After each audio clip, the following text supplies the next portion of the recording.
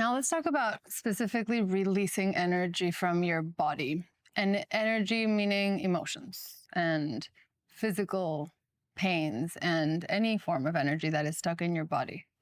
This is something that personally was incredibly helpful for me. I had a lot of anxiety and I had a lot of, actually, now that I think about it, a lot of physical pain in my body. I actually was diagnosed with fibromyalgia at one point of my very young life because I always had pain in my body. When I started to explore energy and what that meant and really try to build this relationship with energy in a way that would be empowering, I guess, for me to be able to just understand me and life a little bit better, I started to recognize a lot of the pain that I had been having in my body, and especially my anxiety for sure, was coming from this place of stuck energy. So how do you do this? What does that mean?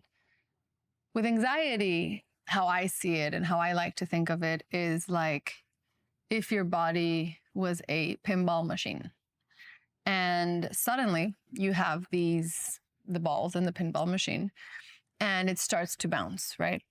The moment something triggers it, anything triggers your anxiety, and it's like that bounce thing that flings the ball into the machine.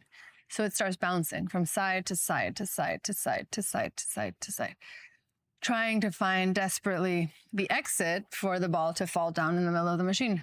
However, it doesn't know where to go. There's no clear path. It's not structured properly like a pinball machine.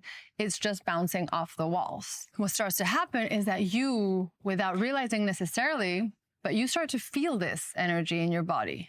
You start to feel this bouncing around. You start to feel this vibrational situation that is, I mean, it's anxious even just to think about the metaphor, right? When this starts happening and if you don't know what's going on, you just panic, and then that leads to many other things. And but if you can try to listen to it as energy, it might, in some cases, if you feel safe enough to do so, if you have the proper space and time to actually explore this in a way that feels comfortable, it could actually tell you a lot about what that energy is and where it's coming from.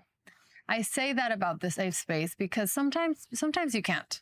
Sometimes this trigger happens and the anxiety grabs you in a moment where you cannot just sit and process and release and listen to this anxiety. That is not the idea. The idea is for you to be able to create safe spaces in your life, whether that be in your home, in your room, by yourself, whether that be with a friend who can hold the space for you, whether that be with a therapist, whatever it is. But for you to be able to, this is what I do. Whenever I start to feel anxious, I will first and foremost try to identify where in my body this lost ball is, right? So I will close my eyes and I will explain why I close my eyes actually, because for me it was helpful. I close my eyes usually when I need to feel energy, because if I have my eyes open, I judge myself. I judge everything around me. I judge myself. I'm like, if I start to do this with my eyes open, I'm like, what are you doing? And then my judgment and my skepticism start to kick in. Also, there's so much stimulation, visual stimulation, that it becomes even more difficult to actually tune into that very sensitive but, hidden sense of being able to feel the energy. And so I personally like to close my eyes whenever I need to identify energy or listen to energy. And so I'll close my eyes and then I'll be like, okay, where do I feel it? Usually, for example, I'll feel it here. And I'll be like, oh, I feel it here. And you can usually know like where in your body you're feeling a feeling. So if I'm suddenly feeling sadness and I'm like, oh, where do I feel it? Many times I feel it here. Anger, for example, I usually feel it here in my throat all the time. And so it usually feels like a giant ball that's in my throat and that I cannot I'm like coughing. And so once you actually identify where it is, So let's do this. Take a breath and just ask yourself, where do I feel this? It doesn't have to be more complicated than that. And be patient and be compassionate. And don't judge yourself for even trying this exercise. And then find where in your body it feels like this ball is lost. And so, for example, right now, I feel it here. And so then use your hand to grab it. Just grab it with compassion. That is a huge part for me, because for a long time, I tried to get rid of energy with anger, with disgust, with fear. I'd be like, oh, or like, just, get it off.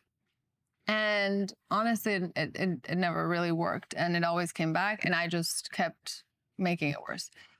And then I learned to do it with compassion, to release with love, to release from a place of gratefulness, because every single energy that is in your body is there for a reason that you asked or created for yourself. That doesn't mean that it's easy. That doesn't mean that it's happy. That doesn't mean that, like, life struggles. It doesn't mean that it makes it necessarily easier, but it is purposeful.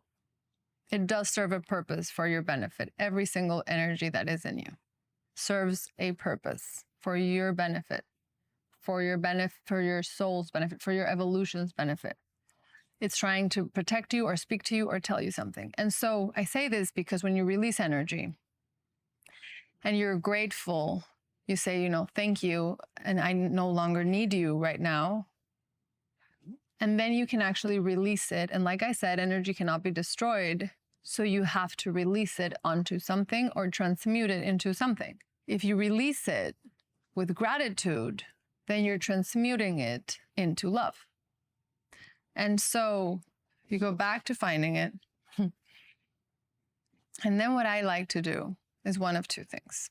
Either find the closest edge of my physical body so that I can then pull it out like a gum, like if it was a stuck gum to my body. So I'll go like, and with every breath out, it moves. So, and you start to push it out towards the closest edge.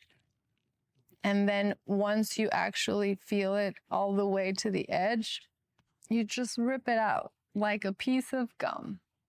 And then you thank you, you release it,